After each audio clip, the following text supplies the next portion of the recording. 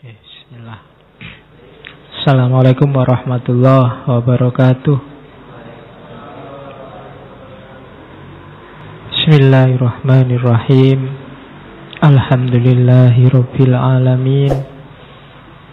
Assalatu wassalamu ala asyrafil anbiya'i wal mursalin, Sayyidina wa maulana Muhammadin wa ala alihi wa ashabihi ajma'in. Amma ba'du. Bismillah. Mari kita lanjutkan ngaji filsafat kita. Ditata lagi niatnya. Ngaji ini sudah panjang sekali sesinya.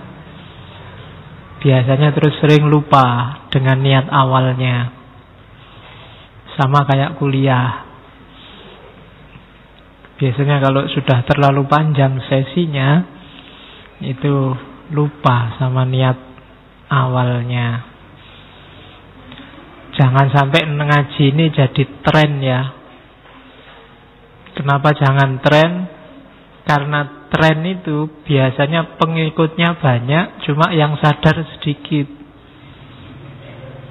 Hanya ikut-ikutan, melu-melu. Ya mungkin teman-teman awalnya banyak yang ikut-ikutan, tapi terus pingin nyari ilmu tenanan, beneran. Ya itu dijaga niatnya.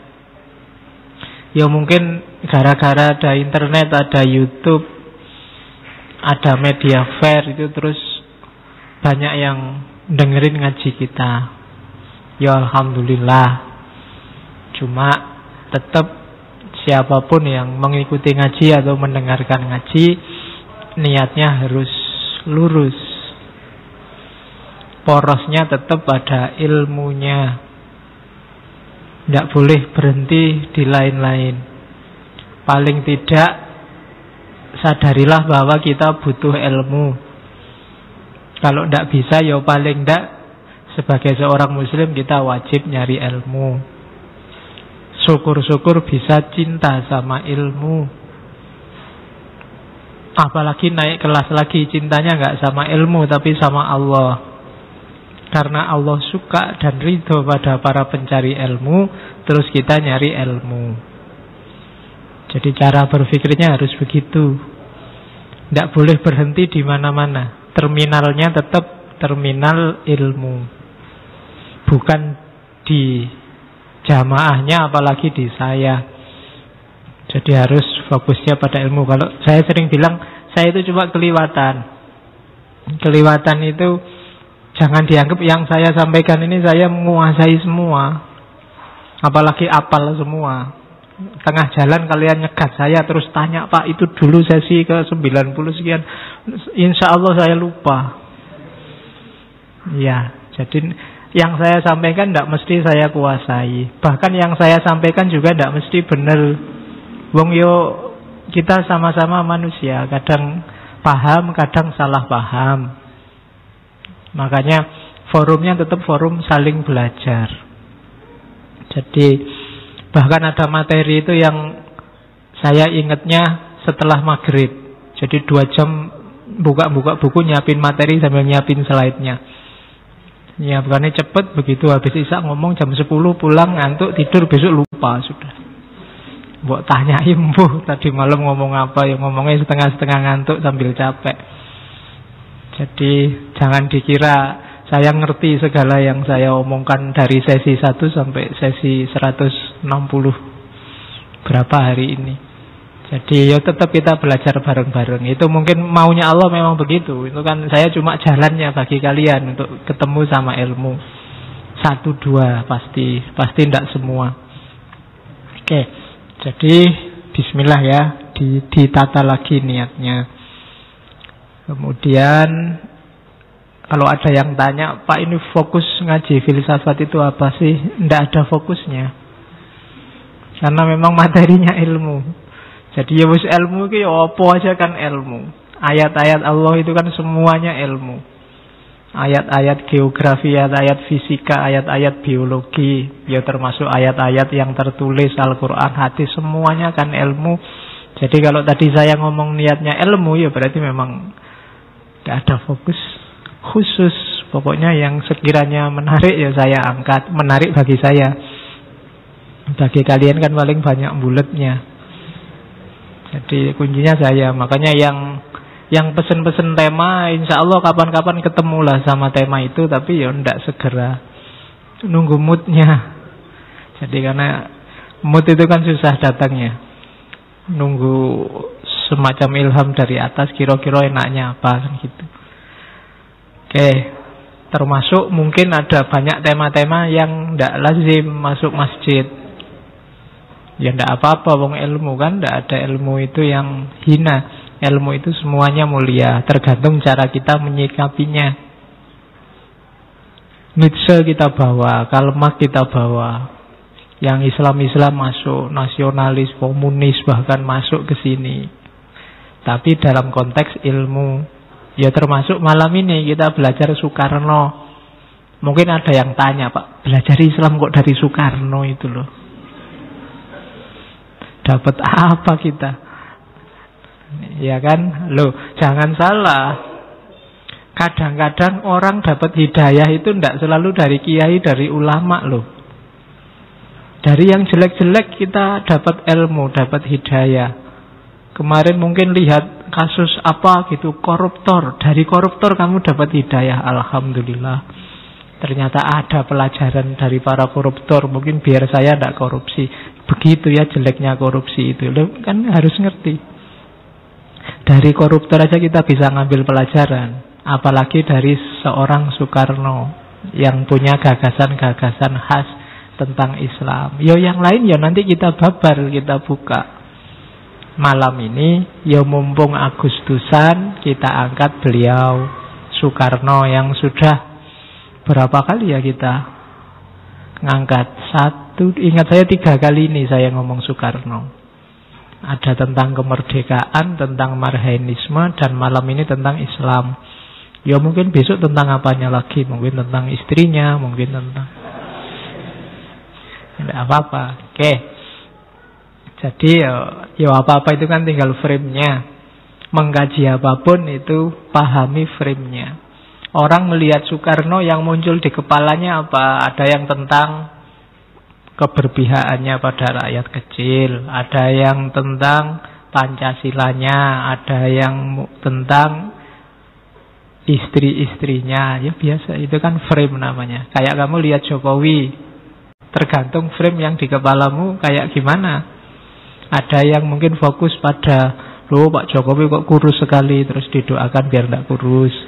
Ada yang pada apanya lagi, itu namanya frame. Setiap orang berpikir memahami sesuatu ya dengan frame-nya sendiri-sendiri. Itu nanti yang oleh Derrida kita disuruh mendekonstruksi. Kenapa? Biar tidak terjebak pada satu frame. Soekarno yang istrinya banyak itu hanya satu angle, satu frame. Di frame yang lain dia luar biasa. Di frame yang lain dia original. Di frame yang lain dia khusus. Bahkan di kalangan mistik tertentu Soekarno itu juga luar biasa. Itu namanya frame-frame, tergantung siapa yang baca. Biar kamu tidak kaku cara berpikirnya, siaplah untuk mendekonstruksi terus. Sadarilah bahwa kalau pikiranku semacam ini hanya satu frame. Orang lain mungkin punya frame yang berbeda. Biar wawasanku luas, frameku ini jangan dipatok kaku. Kita berusaha juga paham frame-nya orang lain. Hari ini orang itu selalu membanggakan frame-nya dan menganggap jelek frame-nya orang lain. Itu yang sering jadi sumber tawuran. Maka ayo kita perkaya wawasan keilmuan kita terus-menerus, sehingga kita punya banyak alternatif frame. Kalau orang alternatif frame-nya banyak, ya tidak gampang marah. Kalau ada yang ngomong, alah ngapain belajar Soekarno, wong Soekarno itu bla bla bla bla. Loh, itu kan salah satu frame untuk lihat Soekarno. Dari frame ini dia tidak begitu, dari frame yang lain dia tidak begitu. Nah, itu gunanya. Makanya Socrates bilang, semakin orang ilmunya tambah, semakin pasti dia bijaksana. Karena dia bisa paham, oh ada banyak alternatif frame untuk membaca sesuatu. Oke, itu pengantarnya. Kita sekarang masuk ke materinya Soekarno. Saya nggak perlu mengantar dengan riwayatnya ya, sudah hafal. Dari A sampai Z, saya sudah bolak-balik ngomong. Langsung kita to the point. Kita lihat gagasan-gagasannya Soekarno tentang Islam. Gagasannya ini unik. Nanti akan kita sadari bahwa sebelum lahir tokoh-tokoh pembaharu Islam, sampai hari ini ada istilah Islam aktual, Islam kontekstual, Islam progresif, bahkan Islam liberal. Gagasan-gagasan itu sejak awal sudah dirintis oleh Soekarno. Dia punya sudut pandang yang unik tentang Islam. Nanti kita lihat. Bismillah. Nah, itu Soekarno juga ikut bismillah, mengamini. Oke. Saya buka dengan itu. Bagi Soekarno, orang Indonesia, apalagi generasi muda, butuh kualifikasi itu. Wise in judgment, original in thought, resolute in action. Bijaksana dalam menilai, memutuskan, orisinal dalam pikiran. Orang yang pikirannya orisinal pasti kreatif. Kemudian resolute. Di situ terjemahan, itu kan pidatonya, tulisannya Soekarno. Tegas dan tangkas. Resolute itu ya resolusi. Resolusi itu solusi yang dire. Jadi ada jalan keluar baru. Jadi kreatif dan solutif kalau bahasa orang hari ini. Jadi kita harus bijaksana. Saya bilang tadi, untuk bijaksana butuh wawasan yang luas. Jadi meskipun nggak diperintah nyari ilmu, orang disuruh bijaksana itu otomatis butuh bekal ilmu. Terus harus kreatif, original. Jangan copy paste. Bikin makalah 10 halaman yang original cuma pendahuluan sama penutup. Tengahnya ngutip kabeh ndak original. Mesti orang males baca, wong wis tahu mesti kan, ndak ada yang baru. Buku pun kalau ndak original ya mesti ndak bisa booming. Orang sudah banyak yang tahu isinya. Jadi original info dan resolute itu ya kita harus jadi bagian dari problem solver, jangan jadi bagian dari masalah. Paling tidak kita tidak usah nyumbang masalah, syukur-syukur bisa nyumbang solusi, kan itu. Hari ini banyak yang sudah nambah masalah, tidak bisa nyari solusi. Gaweane yang sudah toto terus diosak-asik dan tidak melahirkan alternatif yang baru. Itu tidak resolute in action. Melakukan apapun itu harus jangan nambah masalah. Syukur-syukur nambah solusi. Itu maunya Pak Karno. Kita butuh generasi muda yang ilmunya luas, kreatif dan solutif. Bukan generasi muda sebaliknya, wawasannya sempit, sukanya niru, nirunya lahir dan batin, mulai baju sampai cara berpikir, cara berperilaku ndak original. Dan resolute itu bagian dari masalah. Jadi ndak ngasih solusi apa-apa, cuma nambah masalah. Kehadirannya, keberadaannya sendiri itu masalah. Nah itu berat Indonesia bebannya.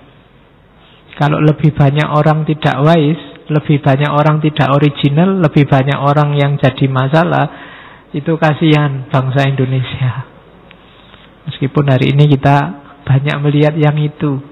Ya paling tidak yang di masjid ini jangan jadi sumber masalah. Itu aja sudah alhamdulillah.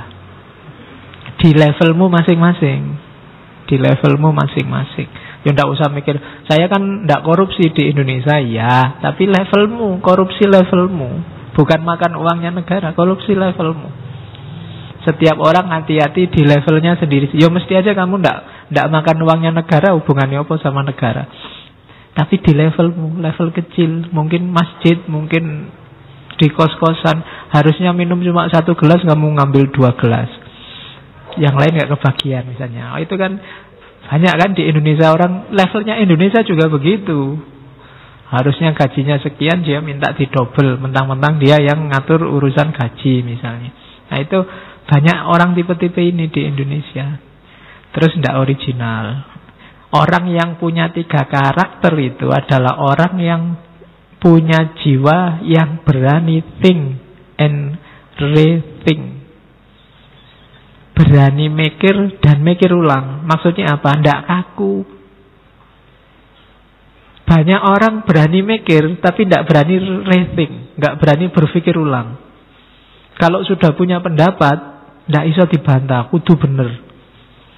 Itu tidak berani rating. Enggak, Pak, mbok dipikir ulang. Apa iya sih? Tidak bisa ini. Harga mati sudah pasti benar. Dead price. Harga mati kan bahasa Inggrisnya dead price. Banyak kan yang begitu. Tidak bisa ditawar. Kudu ngunu. Tidak berani rating. Berani shape and reshape. Berani membangun, membentuk, tapi juga berani membangun ulang. Keliru ya dibaleni. Tidak masalah kok, manusia itu kadang juga keliru, kadang juga khilaf. Tidak harus mesti benar kok. Kalau ambil kebijakan kok keliru, ya direvisi, dievaluasi. Berani shape and reshape. Jadi berani membentuk ulang. Kalau dipikir-pikir ngaji ini tidak efektif, eman-eman ya kita tiap malam Kemis menghabiskan dana berapa untuk bikin kalian kopi sama teh ini. Emang toh mendengarkan di YouTube sama itu sama aja toh, sudahlah nggak usah gini. Saya tak ngomong dari kamar aja misalnya. Itu reshape namanya. Ganti ya Pak, sudahlah Pak, daripada capek-capek Bapak dari kamar aja ngomongnya. Cuma ndak enak mungkin ya ngomong-ngomong dewe, guyu-guyu dewe di kamar. Itu namanya berani. Tidak selalu yang sudah kita anggap benar selama ini selalu benar terus. Wong realitas itu berubah. Berani make and remake.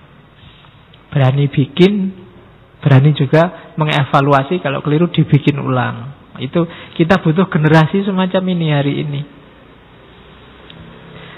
Orang yang mau mikir banyak hari ini, tapi mau berpikir ulang jarang. Pokoknya kalau sudah merasa ketemu kebenaran, tidak bisa dibelokkan. Maka orang yang punya 3 kualifikasi tadi dan punya jiwa think and rethink, shape and reshape, dan make and remake, itulah jiwa yang berani terjun ke dalam lautan bergelora untuk menyelam, mencari mutiara. Itu keahliannya Pak Karno kalau bikin retorika-retorika semacam ini. Jadi sebelum masuk ke gagasan Pak Karno tentang Islam, ada baiknya kita ingat visinya Soekarno ini. Bagi saya ini sangat filosofis. Itu bisa kamu dekati dengan semua perspektif keilmuanmu hari ini. Wise in judgment, original in thought, dan resolute in action. Oke, bismillah. Sekarang kita lihat dasar-dasar pengetahuan Islamnya Pak Soekarno. Yang jelas Soekarno punya wawasan keislaman yang luas, secara umum harus dikatakan otodidak. Baca buku, surat menyurat, ngajak diskusi. Jadi itu dia cerita sendiri itu di Muktamar Muhammadiyah. Kalau Pak Karno mengafiliasikan diri dengan Muhammadiyah. Ibu meskipun beragama Islam, asalnya awalnya bukan Islam, karena orang Bali. Bapak meskipun Islam, ya beliau beragama. Kalau beliau dinamakan agama, agamanya aslinya teosofi. Orang teosofi itu biasanya ya punya agama tertentu, tapi fokusnya pada hal-hal yang sifatnya universal, perennial, spiritual. Nanti ada alirannya sendiri khusus, tapi gaya berpikirnya biasanya itu pada aspek-aspek perennial, universal, spiritual dari agama. Kapan-kapan kita ngomong itu, termasuk yang Indonesia terkenal teosofi, misalnya kakaknya ibu kita Kartini, Raden Sosro Kartono. Itu Beliau termasuk teosofi. Nanti banyak tokoh-tokoh Indonesia tertentu yang alirannya teosofi. Bagi yang fikih minded, syariah minded, biasanya teosofi ini dianggap sesat. Ya, sesatnya di mana? Kapan-kapan kita ngomong, sebelum kita paham jangan ngomong dulu. Ya, itu pesan saya itu. Hari ini tuh banyak kita tidak paham tapi ngomongnya oke. Ada berita dikit aja yang tidak cocok sama kita, itu komentarnya mesti banyak. Entah ngerti, entah tidak ngerti. Oke, hari ini kita terlalu banyak ngomong, jarang mendengarkan. Makanya khusus untuk malam Kamis cukup kalian mendengarkan saja. Sudah seminggu ngomong, sekarang mendengarkan. Oke, katanya Soekarno, jadi kedua orang tua saya ini yang saya cintai dengan segenap jiwa raga sebenarnya tidak dapat memberikan pengajaran kepada saya tentang agama Islam yang asli menurut Soekarno. Karena dua-duanya tidak original dalam tanda petik. Maka Soekarno punya semangat belajar Islam yang tinggi, meskipun dia wawasannya ya banyak, luar biasa. Wawasan pertama dia dapatkan dari Pak Cokro. 2 minggu yang lalu kita ngomong tentang beliau. Aku tak pernah mendapatkan didikan agama yang teratur karena bapak tidak mendalaminya. Aku menemukan sendiri Islam pada usia 15 tahun. Ketika aku mengikuti keluarga Pak Cokro masuk satu organisasi agama dan sosial bernama Muhammadiyah. Karena kebetulan rumahnya Pak Cokro dekat dengan gedung pertemuannya Muhammadiyah. Gedung pertemuannya terletak di seberang rumah kami di Gang Peneleh. Sekali sebulan dari pukul 8 sampai tengah malam 100 orang berdesak-desaan mendengarkan pelajaran agama. Dan ini disusul dengan tanya jawab. Aku mendengarkan dengan penuh perhatian. Jadi tokoh pertama Pak Cokro, tokoh kedua Muhammadiyah. Zaman itu yang jadi idola, dijadikan guru oleh para tokoh pergerakan Budi Utomo termasuk SI. Di antara guru idolanya adalah Pak Kiai Haji Ahmad Dahlan, termasuk tokoh yang dikagumi juga oleh Soekarno. Kapan-kapan kita harus ngomong beliau. Jadi Haji Ahmad Dahlan ini nama aslinya Muhammad Darwis, keturunan ke-12 dari Syekh Maulana Malik Ibrahim. Meskipun nanti dia tinggal di Mekah 5 tahun, di situ dia nanti banyak belajar tentang pembaharuan, termasuk Afghani, termasuk Muhammad Abduh, termasuk Rashid Ridho dan Ibnu Taimiyah. Setelah dari Mekah 5 tahun, namanya Muhammad Darwis diganti Ahmad Dahlan. Zaman dulu kan begitu, orang yang kira-kira namanya nggak terlalu Islam setelah haji diganti. Mungkin hari ini masih mentradisi. Sama kayak orang Jawa. Orang Jawa itu biasanya kalau sudah tua pakai nama Jawanya lebih kental lagi. Nanti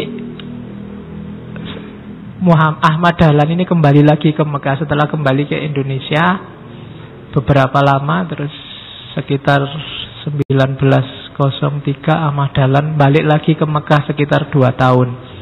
Di situ nanti dia berguru pada Syekh Ahmad Khotib Sambas. Guru yang sama, yang di situ ada Kiai Haji Hasyim Asy'ari.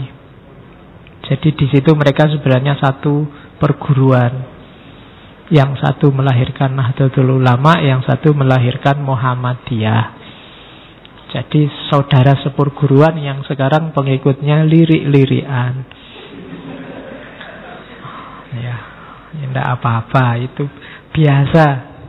2 klaster yang berbeda bergerak di rahan yang sama itu pasti saling lirik. Dan wataknya manusia itu ingin selalu lebih unggul dari yang lain. Tidak masalah asal caranya yang baik. Fastabiqul khairat, kan Al-Quran begitu. Boleh berlomba-lomba, tapi berlomba-lomba api-apian.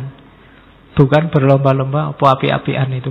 Bahasa Indonesia nih, baik-baikan. Apa baik-baikan itu? Pokoknya lakukan yang kamu ngerti yang baik sebanyak-banyaknya, lebih banyak dari yang kamu anggap rivalmu. Caranya begitu kalau menurut Al-Quran. Jadi tidak apa-apa kamu di jalurmu masing-masing, tapi fastabiqul khairat lah. Dan Soekarno belajar dari Ahmad Dahlan, dari Muhammadiyah. Dan yang terakhir, yang terkenal ketika dia di penjara. Di sana nanti dia banyak belajar dari Ahmad Hasan. Ketika aku di penjara, aku menemukan Islam dengan sungguh-sungguh dan benar. Di dalam penjaralah aku menjadi penganut Islam yang sebenarnya. Dia merasa paham Islam itu di penjara. Dari membaca buku, baca Quran, menelaah hadis, baca surat-suratan dengan Ahasan, dia merasa terus paham Islam. Soekarno ini berani, meskipun sama ulama yang dia tahu ulama, ya dia ngirim surat, mendebat, mengajukan gagasannya yang berbeda, nanti dibantah oleh Ahasan, dikirim lagi. Berani ngomong, tapi bertanggung jawab. Tidak ada benci-bencian di situ. Alirannya jauh berbeda. Soekarno mengidolakan Mustafa Kemal yang sekuler dari Turki. Ahasan tidak suka. Debatnya keras, tapi tetap saling sayang. Hari ini jarang orang Indonesia bisa begitu. Kalau sudah merasa berbeda, berdebat, mesti terus musuhan. Terakhirnya Allahu Akbar. Kalau dulu cerdas, diskusinya enak, saling menghargai. Sama nanti sama muridnya Ahasan, Pak Nasir. Itu ya debat, tapi ya beberapa pandangan gak cocok, tapi nanti Nasir di dalam sejarahnya dikasih beberapa kali jabatan, meskipun nanti ada konflik dengan Masyumi di era ketika Pak Karno jadi presiden. Tapi kelihatannya Soekarno orang yang bisa politik ya politik. Tapi ketika berurusan dengan agama ya dia tahu siapa yang ahlinya dan mau diskusi. Itu kelebihannya Soekarno. Jadi di penjara dia dapat banyak wawasan. Ya meskipun kamu nggak boleh, Pak, ilmu agama saya kok rendah, Pak, saya masuk penjara aja. Nggak usah dicoba penjaranya, tapi ilmu agamanya ya. Kayak Hamka itu dulu kan menyelesaikan tafsir Al-Azhar juga di penjara. Oke, jadi saya melihat orang-orang dulu itu cara menanggapi perbedaan madhab, perbedaan aliran, nenek moyang kita Soekarno dan kawan-kawan itu lebih bijaksana. Bahkan Soekarno pernah nulis tentang Ahmadiyah dan memberikan beberapa apresiasi. Meskipun in esensial dia tidak setuju, tapi beberapa gagasan-gagasannya Soekarno memuji Ahmadiyah. Itu pasti lahir karena saya bilang di awal, luasnya wawasan, tidak sempit. Oke, jadi ilmunya dari Pak Cokro, dari Muhammadiyah, dari membaca, dari surat menyurat. Maka saya bilang tadi, berarti secara umum Pak Karno ini wawasan keislamannya diperoleh secara otodidak. Dan jangan salah, sudah banyak buku yang dia baca. Soekarno orang yang banyak membaca sejak muda. Oke. Kalau kalian ingin jadi kayak Soekarno, tinggal dicek Soekarno seumur kalian sudah ngapain aja. Kalian seumur sekarang sudah melakukan apa. Itu nanti akan kelihatan betapa bedanya kalian sama Soekarno. Soekarno sudah baca buku apa seumuran kalian, kalian sekarang sudah baca buku apa saja. Itu nanti akan kelihatan. Padahal sekarang buku itu tinggal kamu download, tinggal dibaca. Google juga siap sedia. Tapi kan minat bacanya yang rendah. Alhamdulillah Indonesia itu kalau urusan sosial media nomor 1. Kalau minat baca nomor 3 dari bawah.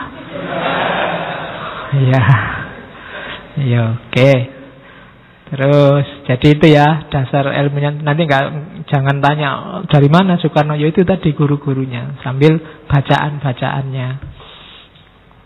Dan dia merasa mulai matang ilmunya. Tahun 26 adalah tahun di mana aku memperoleh kematangan dalam kepercayaan. Aku beranjak berpikir dan berbicara tentang Tuhan. Ini sudah mulai dalam, mulai filosofis. Sekalipun di negeri kami sebagian terbesar rakyatnya beragama Islam, namun konsepku tidak disandarkan semata-mata kepada Tuhannya orang Islam. Pada waktu aku melangkah ragu, memulai permulaan jalan yang menuju kepada kepercayaan, aku tidak melihat Yang Maha Kuasa sebagai Tuhan kepunyaan perseorangan. Menurut jalan pikiranku, maka kemerdekaan seseorang meliputi juga kemerdekaan beragama. Itu kesimpulan semacam ini pasti hasil bacaan yang luas dan renungan yang panjang untuk menyimpulkan bahwa Tuhan itu tidak milik individu atau kelompok tertentu. Ini susah, keluar dari perangkap ego bahwa Tuhan yang paling benar itu Tuhanku, itu berat. Orang untuk nyampe ke sana butuh banyak wawasan. Tapi Soekarno sudah sampai bahwa enggak. Seandainya kamu yakin Allah itu Tuhan semesta alam, ya semesta alam itu kan enggak cuma dirimu isinya. Kelompok lain juga masuk semesta alam, masuk alam semesta. Mazhab lain juga masuk alam semesta. Kalau menurutmu Allah ini Tuhan pencipta alam semesta, berarti Allah itu Tuhannya mereka semua. Urusan mereka ngakui apa tidak, itu kan urusan lain. Jadi ya itu urusan mereka. Mereka tidak mengakui, tapi Allah Tuhannya mereka semua juga Tuhan kita. Kalau Allah Maha Penyayang, Allah menyayangi kita juga, menyayangi mereka semua. Wong semua juga hasil ciptaan Allah. Kalau kita menciptakan sesuatu kan ya semua kita sayangi. Allah juga begitu. Pasti sayang dengan semua ciptaannya. Jadi enggak, Tuhan yang Maha Kuasa itu bukan Tuhan milik perseorangan, tapi Tuhan milik semuanya. Oke, kesimpulan pertama itu. Yang kedua, ini hari ini yang orang rame, kemerdekaan seseorang juga meliputi kemerdekaan beragama. Beragama itu merdeka, tidak bisa orang dipaksa. Agama urusan batin. Di luar kamu boleh ngaku aliran A, tapi diam-diam kamu aliran B, kan tidak ada yang tahu. Di situ kita murni merdeka. Kamu bisa muji-muji orang di depannya, di belakangnya maki-maki, kan ya, tidak ada yang tahu. Di batinmu maki-maki juga tidak ada yang tahu. Ranah batin. Kuncinya agama kan ada di batin nanti. Di situ kita merdeka. Nah, akuilah kemerdekaan orang untuk beragama. Karena setiap orang punya kecenderungannya sendiri-sendiri. Nah, itu Soekarno. Jadi dia merasa mateng di sini itu 1926. Jadi dia merasa bahwa ketemu Tuhan sekarang. Kalau kalian kan sudah 5 kali sehari ketemu Tuhan, meskipun rasanya kayak tidak ketemu. Kayak minggu lalu ya, bedanya antara bertuhan sama berketuhanan. Nanti dibahas lagi sama Soekarno. Kita punya Tuhan, tapi hanya punya. Tidak kayak orang punya Tuhan perilaku kita. Kayak punya pacar tapi tidak kayak orang punya pacar. Kalau malam minggu di kamar aja, tidak pernah ada yang ngiriman. Kayak tidak, tapi aslinya punya. Itu kan kayak bertuhan tapi tidak berketuhanan. Pacarnya banyak tapi tidak pernah apel misalnya. Itu cirinya. Ngakunya bertuhan tapi gampang putus asa. Ngakunya bertuhan tapi gampang ngamuan. Ngakunya bertuhan tapi susah menerima perbedaan. Ngakunya bertuhan itu berarti tidak berketuhanan.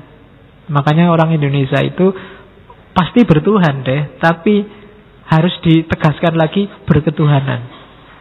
Ada beda antara bertuhan dengan berketuhanan. Minggu lalu kita singgung itu. Katanya Soekarno, berketuhanan itu bertuhan secara kebudayaan. Ini kalimatnya khas.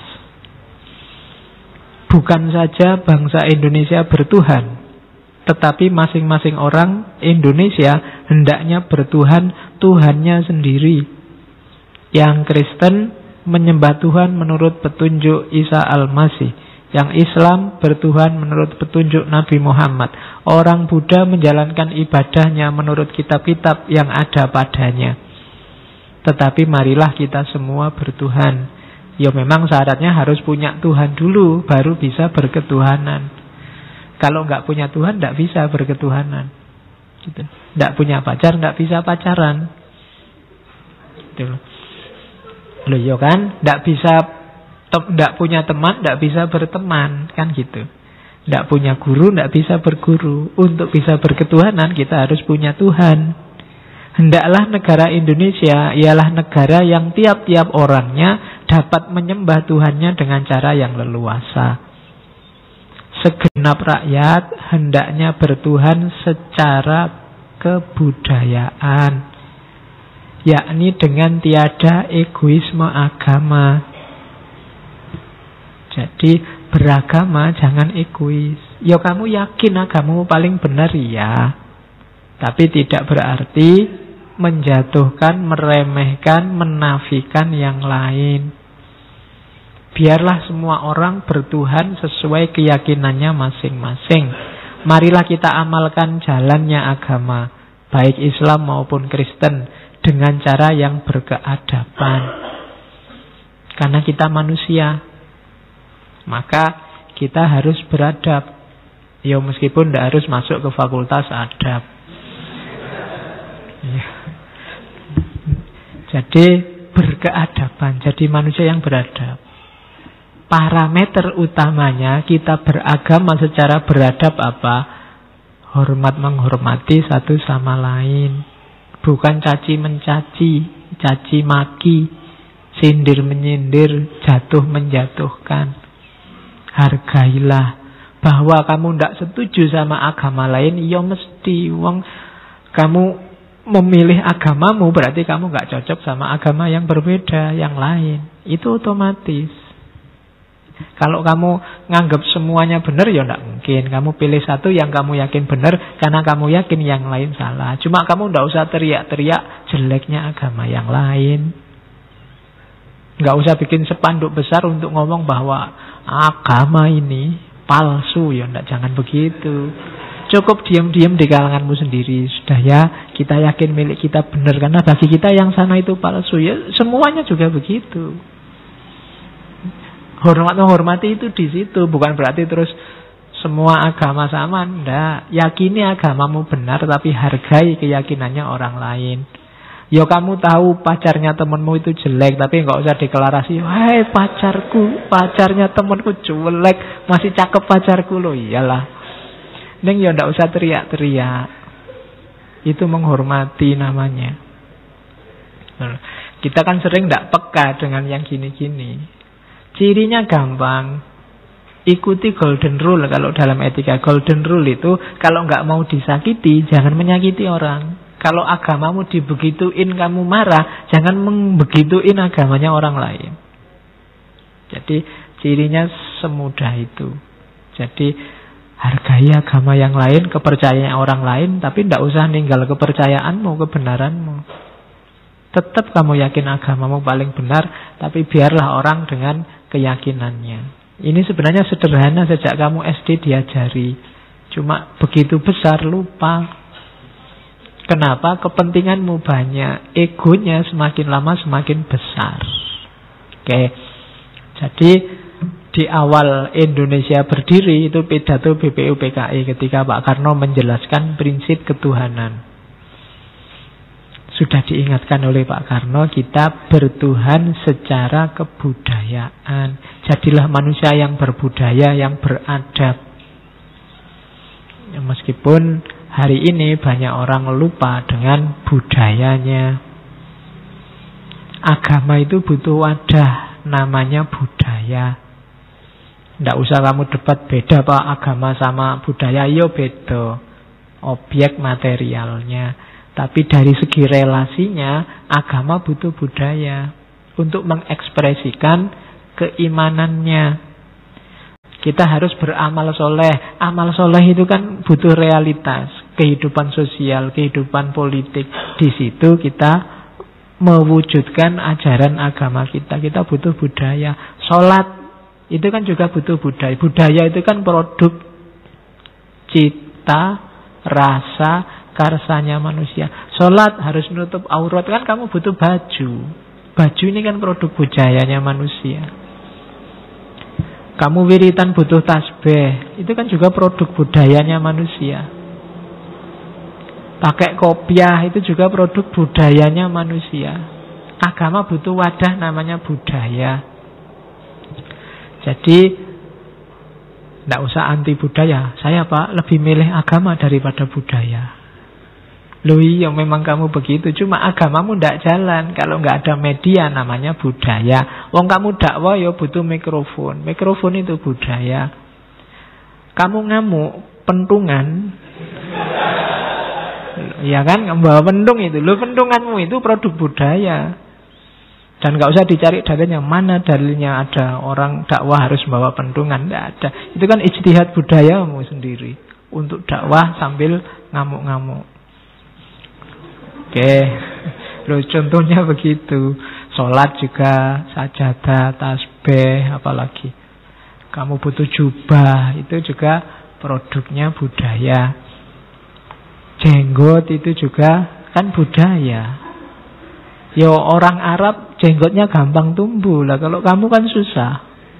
Karena khas, mungkin gennya agak jauh. Paling kamu yang keluar jenggot eceran 1-2 itu. Nggak bisa paketan langsung banyak gitu kan. Mesti cukurnya 1 gitu kan. Kamu tunggu bertahun-tahun ya paling siji, nggak tahu-tahu. Ya memang gen kita mungkin bukan gen yang rambutnya bisa tumbuh cepat. Jadi itu kan budaya juga. Mungkin di budaya tertentu orang itu harus gelimis, budaya yang lain harus. Sekarang kayak sinetron India itu kan semua aktornya berewokan. Beberapa waktu yang lalu gelimis-gelimis. Kalau yang Korea itu kan sukanya gelimis-gelimis. Jadi susah membedakan ini aktor apa aktris. Jadi mulus kabeh, semuanya cakep itu. Nah, itu kan budaya juga. Gitu loh. Jadi agama butuh wadah itu. Jubah ya budaya, sarung ya budaya, celana juga budaya. Jadi maka kita berketuhanan butuh budaya. Kuncinya apa? Saling menghormati, jangan egois. Nah ini rumus sebenarnya. Karena disinilah nanti Pancasila dimaknai pertama kali.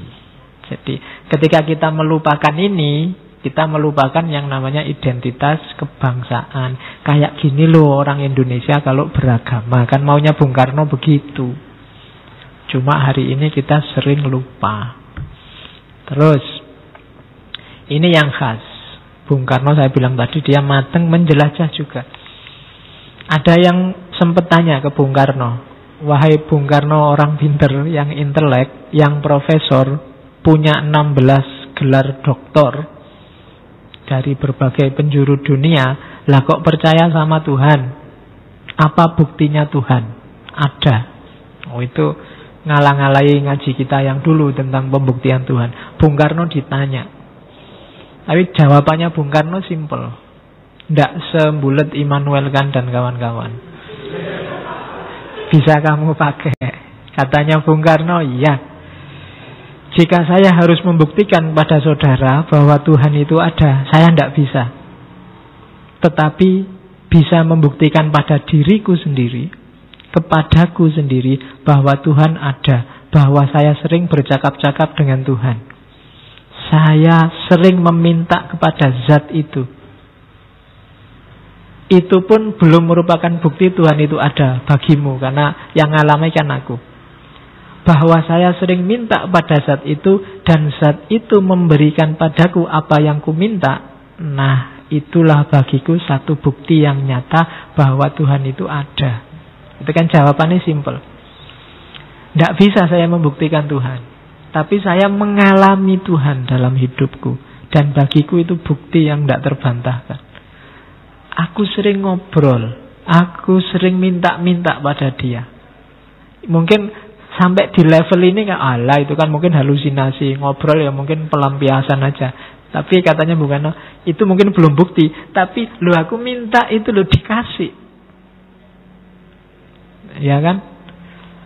Aku minta dikasih. Bukankah ini bukti yang sangat kuat? Aku minta Indonesia merdeka, dikasih. Itu kan luar biasa. Membayangkan Indonesia bisa deklarasi merdeka sendiri, tidak dikasih oleh penjajah, itu kan memang satu-satunya jalan dengan doa. Melihat situasi saat itu. Tapi dikasih oleh Allah. Itu loh. Bahkan mungkin 1-2 kali bisa saja Pak Karno minta menikah dengan siapa, itu mungkin bisa kan. Waduh, pengen menikah itu semoga diizinkan oleh istri sebelumnya, dan dikasih oleh Allah. Loh, itu kalau bukan Allah yang mengizinkan berat itu. Oh, itu kan jawaban jitu. Jadi kalau kamu susah membuktikan Tuhan, ingatlah pengalamanmu bersama Tuhan. Tidak sekedar pengalaman yang sifatnya satu arah dari kita yang menyembah Tuhan. Ternyata Tuhan juga sering intervensi dalam hidup kita, mengingatkan, menguji, mengabulkan doa.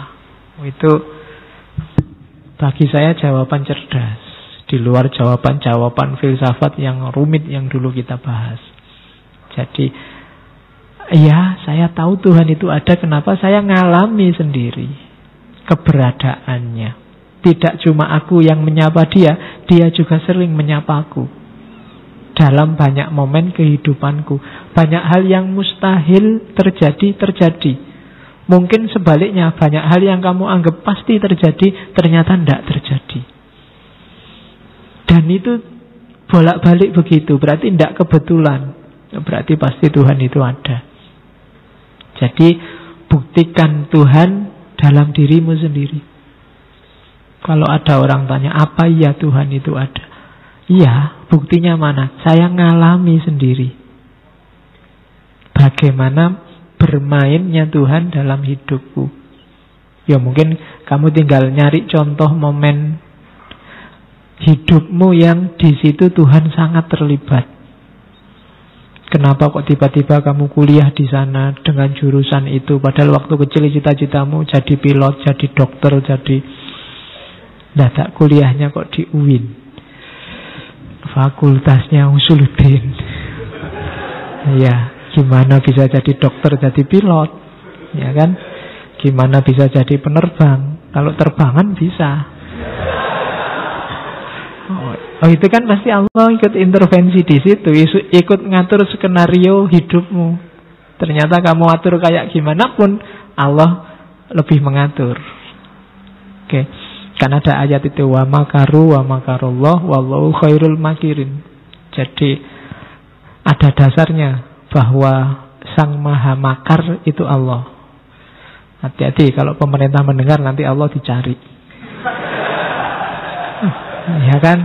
Sekarang kan banyak sedang nyari yang mau makar itu. Padahal Al-Quran sudah jelas ngomongnya bahwa Allah itu yang Maha Makar. Nanti yang makar mau dicari sama polisi nanti. Oke, terus. Nah, ini kalimat lagi yang saya bagus. Sekarang aku memahami Tuhan bukanlah satu pribadi. Aku menyadari Tuhan tidak terhingga, meliputi seluruh alam, maha kuasa, maha ada. Tidak hanya di sini dan di sana, tetapi di mana-mana. Dia hanya satu Tuhan, ada di atas puncak gunung, di angkasa, di balik awan, di atas bintang-bintang yang kulihat setiap malam. Dia tidak bisa dibagi. Ketika kenyataan ini muncul dalam diriku, aku sadar bahwa tidak perlu takut lagi. Karena Tuhan tidak lebih jauh dari kesadaranku. Ini tidak gampang orang nyampe makom ini. Kalau dalam sufi, kesadaran bahwa Tuhan itu bukan sosok khusus, ada personnya di luar alam semesta ini. Itu gagasan, kalau versinya Soekarno berarti gagasan orang yang belum matang agamanya. Dianggapnya Tuhan ada di atas sana jauh, sekarang dari atas lihat ke bawah. Ada sosoknya yang berbeda di alam semesta. Tidak begitu katanya Soekarno. Sekarang aku sadar bahwa Tuhan itu tidak terhingga. Dia ada di mana-mana. Kalau bahasanya Quran, wallahu bikulli syai'im muhit. Muhit itu kan meliputi. Meliputi itu kan berarti kemanapun adanya alam semesta, di sudut manapun dia ada. Jadi dia bukan sosok ini alam, ini Tuhan, tapi dia muhit, meliputi alam semesta. Yang logika ini diterjemahkan dengan sangat detail, jelimet oleh para sufi, Ibnu Arabi dan kawan-kawan. Jadi Allah itu meliputi segala sesuatu, ada di mana-mana. Dan ini tidak pengetahuan saja ternyata bagi Soekarno, tapi juga kesadaran. Saya sering bilang ada jarak antara pengetahuan dan kesadaran. Kalau sekedar pengetahuan tentang yang baik, kalian mungkin referensinya sudah lengkap. Tapi kesadaran untuk berbuat baik, itu mungkin banyak yang belum hidup.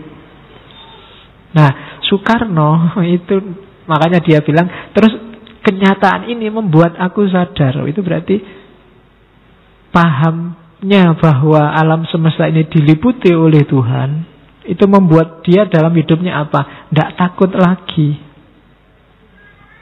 Jadi bagi dia tidak ada yang sudah bikin kita takut. Wong di mana-mana ada Tuhan. Apapun yang kita lakukan Tuhan tahu, dan apapun yang tidak terduga Tuhan bisa mengubah. Apapun yang menurut kita tidak mungkin, Tuhan bisa membuatnya mungkin. Itu bikin orang tenang dan tidak takut.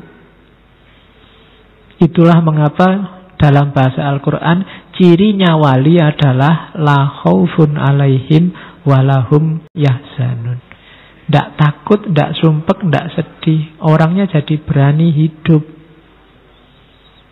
Ya meskipun tidak usah kamu deklarasi di luar bahwa Soekarno adalah wali. Ya, nanti rame lagi, nambah masalah. Jadi tidak usah lah. Sekarang kita sudah terlalu banyak masalah. Jadi yang penting kalau kamu ingin ikut gayanya Pak Karno, pengetahuanmu itu punya dampak pada kesadaranmu, dan kesadaranmu ada pengaruhnya dalam hidupmu. Jadi temukan Tuhan dalam dirimu. Nah, selanjutnya dia bilang, aku hanya perlu masuk ke relung hatiku untuk menemuinya. Aku sadar, aku selalu dilindunginya untuk mengerjakan sesuatu yang baik, dan dialah yang memimpin setiap langkahku menuju kemerdekaan. Jadi caranya, karena Tuhan itu ada di mana-mana, ya kita tidak perlu capek-capek keluar dari diri kita. Diamlah, merenunglah, temui dia dalam dirimu sendiri, karena dalam dirimu sendiri pasti ada. Wong dia meliputi segala sesuatu. Temui dalam dirimu, kemudian sadari perannya dalam dirimu. Itu kan yang dulu Hamzah Fansuri mengejar-ngejar Tuhan sampai ke Mekah, ke Barus, kemana-mana, ketemunya dalam dirinya. Karena memang bukan kok di Mekah tidak ada Tuhan, di Barus tidak ada Tuhan.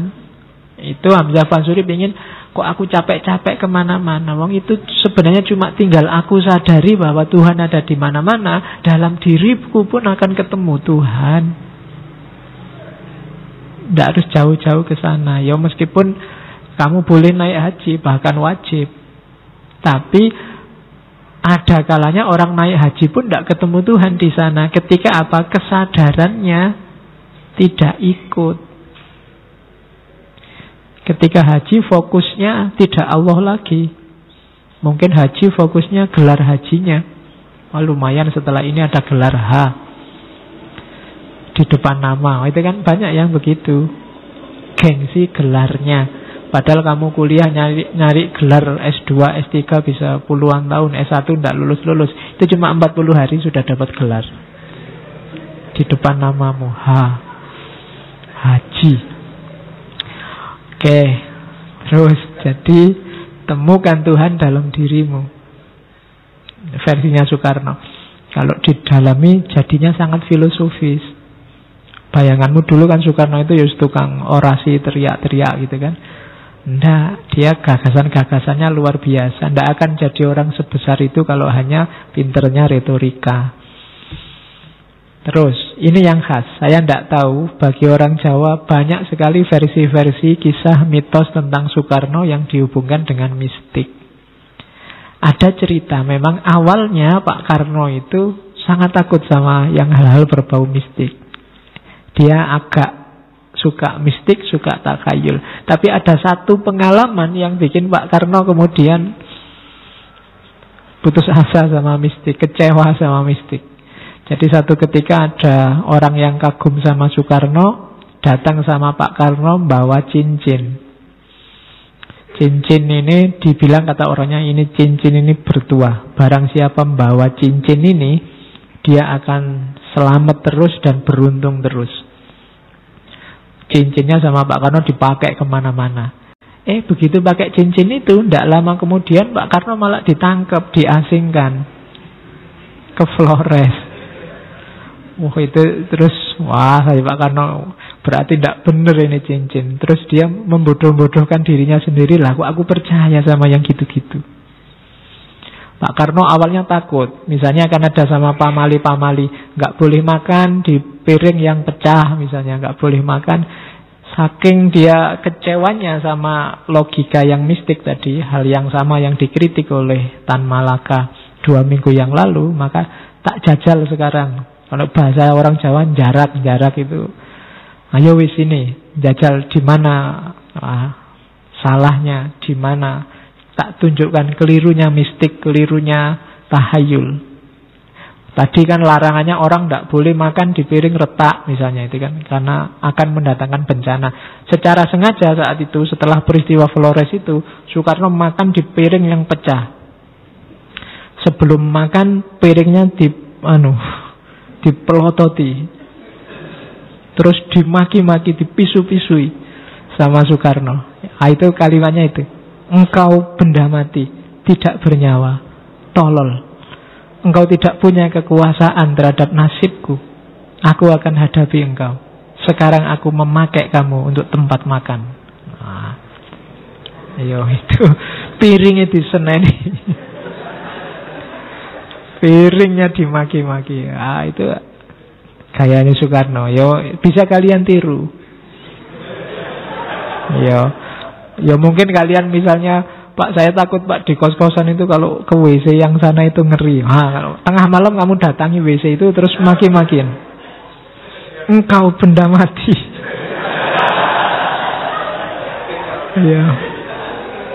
Tidak bernyawa, tolol. Kamu tidak punya kuasa apa-apa. Nanti kalau keluar beneran lari ya.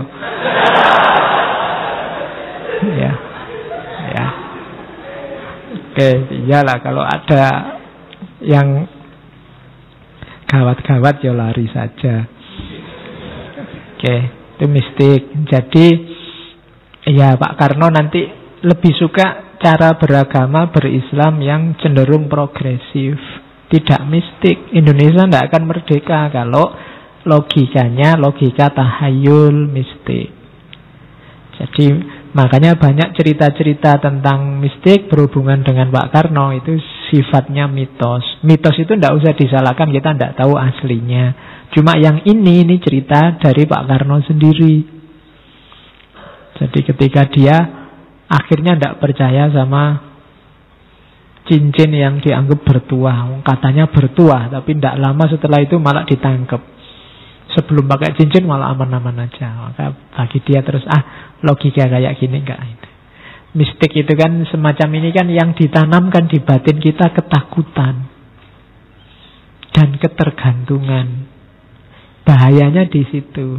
Selain mengancam tadi ketauhidan kita bahwa ada Allah loh meliputi hidup kita, juga bikin hidup tidak produktif. Tergantung pada benda, hidup serba dikejar ketakutan. Satu-satunya cara mengalahkan ketakutan apa? Hadapi. Nah, Pak Karno di antara cara menghadapinya tadi, piringnya dimaki-maki. Jadi, kamu takut apa saja, hadapi. Nanti hasilnya tinggal dilihat. Pokoknya dihadapi saja. Karena kalau kamu nunggu lama-lama dalam ketakutanmu, kontraproduktif. Waktumu habis, energinya banyak terbuang. Syukur kamu hadapi, urusan gagal, ganti acara. Kan gitu aja.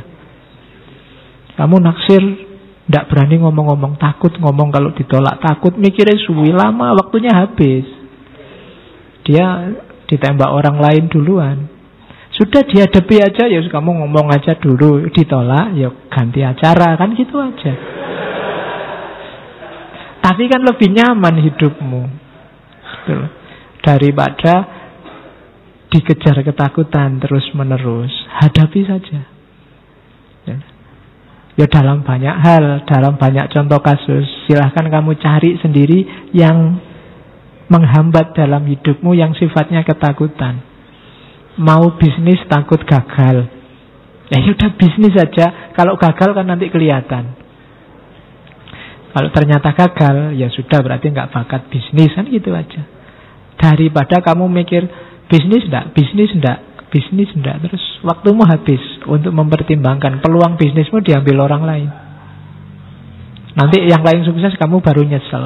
Alah, kok bukan aku ya dulu, kan mesti begitu. Apapun itu ketakutan, lawanlah. Oke, mau ketemu dosennya aja takut. Ngadep enggak ya, tapi nanti gimana kalau kesuwen, ngadep aja, urusan dimarahi lah, urusan belakangan. Tapi kamu puas, urusanmu beres. Masalahnya jadi jelas, tidak dikungkung oleh ketakutan-ketakutan yang tidak perlu. Contohnya dari modelnya Pak Karno tadi. Begitu dia tahu, keliru aku selama ini percaya pada tahayul, ditantanglah langsung, bahkan dimaki-maki. Oke, terus baru setelah dia merasa matang, kokoh, terus terjadilah dialog-dialog, adu pendapat. Dia menuangkan gagasan-gagasannya tentang Islam di majalah-majalah, termasuk nanti yang dikompilasi di bawah bendera revolusi. Saya mencermati ada beberapa yang sangat dikritik oleh Pak Karno. Yang pertama, taklid. Tradisi ikut-ikutan tanpa tahu dasarnya. Katanya Pak Karno, taklid adalah salah satu sebab yang terbesar dari kemunduran Islam sekarang ini. Semenjak ada aturan taklid, disitulah kemunduran Islam cepat sekali. Ya tak heran. Kenapa? Karena di mana jenius dirantai, di mana akal pikiran diterungku, disitulah datang kematian. Begitu orang tidak boleh mikir, begitu orang tidak bebas punya pendapat, selamat datang kematian. Kamu terbelenggu, kamu terpenjara. Kamu tidak bebas berpikir lagi, tidak bebas berpendapat lagi. Kamu terpesona oleh tokoh, mendewa-dewakan orang yang kamu kagumi. Selesai. Kamu hidup, tapi kayak mati. Bukan berarti kamu nggak boleh mempertimbangkan, mengkaji pikirannya orang lain. Boleh, bahkan wajib, wong itu namanya cari ilmu. Tapi berpendapatlah sendiri, ambil keputusan sendiri untuk hidupmu. Jangan taklid. Katanya Pak Karno, saya sendiri sebagai seorang terpelajar barulah mendapat lebih banyak penghargaan kepada Islam sesudah saya membaca buku-buku Islam modern dan saintifik. Apa sebab umumnya kaum terpelajar Indonesia tak senang Islam? Sebagian besar ialah oleh karena Islam tak mau membarengi zaman. Karena salah orang-orang yang mempropagandakan Islam. Mereka kolot, mereka ortodok, mereka anti pengetahuan dan memang tidak berpengetahuan. Itu kalau ada orang hari ini ngomong kayak gini, besok dilaporkan polisi penistaan. Ya kan, kita hari ini kan begitu. Tahayul, jumud, menyuruh orang taklid saja, menyuruh orang percaya saja, mesum, mbahnya mesum. Oh itu, ini kalimat ini gawat sekali hari ini. Kalau kamu ngomong umat Islam hari ini mesum dan mbahnya mesum, oh itu bisa penistaan besar-besaran itu. Kamu anggap ustadz, ternyata yo kawin lagi. Itu kan ujung-ujungnya kamu kagum luar biasa, ilmu agamanya tinggi. Akhirnya kesandung kawin lagi. Ada artis nyanyi lagu religius seolah-olah hanya Allah yang nomor satu, jatuhnya ya kawin lagi. Ulama besar kesandungnya urusan perempuan lagi. Itu sindirannya Soekarno luar biasa. Sampai hari ini mungkin masih relevan. Mesum mbahnya mesum. Tidak cuma mesumnya, sak mbah-mbahnya dibawa ke sini. Itu luar biasa sindirannya. Ternyata pikirannya tidak jauh-jauh dari selangkangan dan sekitarnya. Oke, ya. Itu hati-hati. Biasanya cobaannya ustadz-ustadz itu. Makanya saya untung duduknya di sini. Kalau saya duduk di sana, khawatir aku. Ya. Sudah duduk di sini ditutupi salon lagi. Tidak kelihatan. Teko sekali takmirnya. Aku nonton ke sana tidak kelihatan.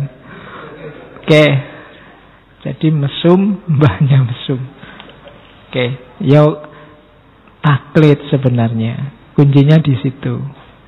Bagi saya, anti-taklidisme itu berarti bukan saja kembali pada Al-Quran dan hadis, tetapi kembali pada Quran dan hadis dengan mengendarai kendaraannya pengetahuan umum. Jadi, kalau umat Islam ingin maju, Al-Quran, hadis, dan ilmu pengetahuan umum, bahasanya Soekarno.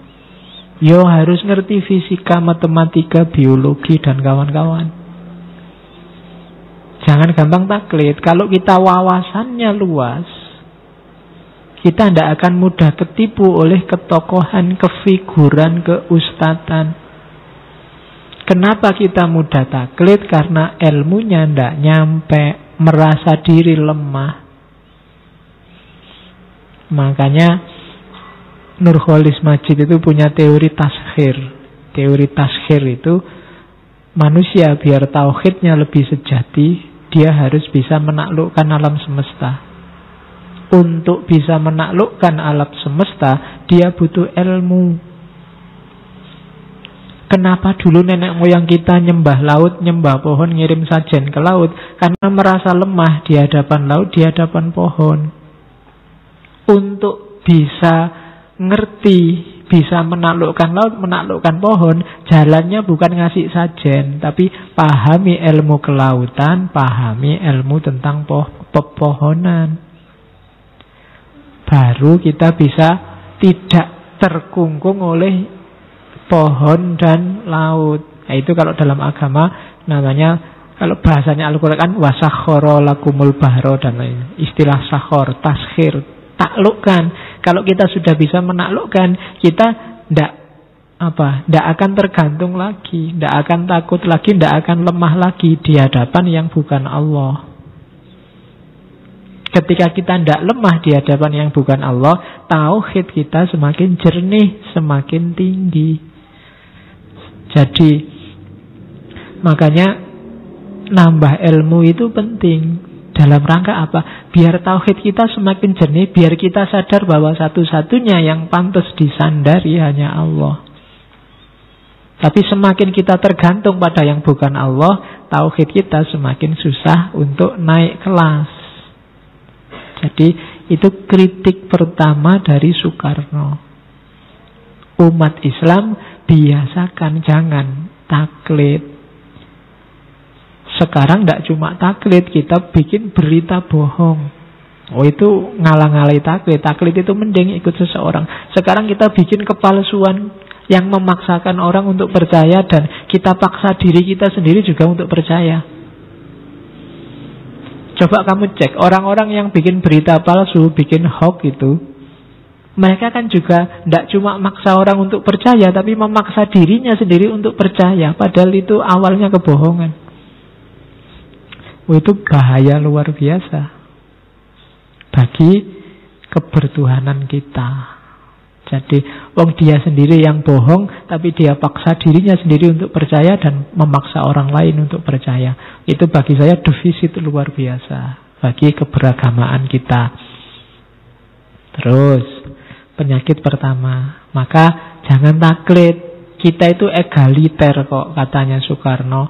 Tersesatlah orang yang mengira bahwa Islam mengenal suatu aristokrasi Islam. Tiada satu agama yang menghendaki kesamarataan lebih daripada Islam.